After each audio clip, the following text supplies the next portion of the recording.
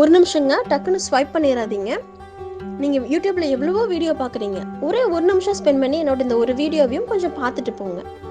நம்ம வாழ்க்கையில் இந்த உலகத்தில் நம்ம பல பயணங்களை கடந்து வரோம், பல அழகுகளை ரசிக்கிறோம்.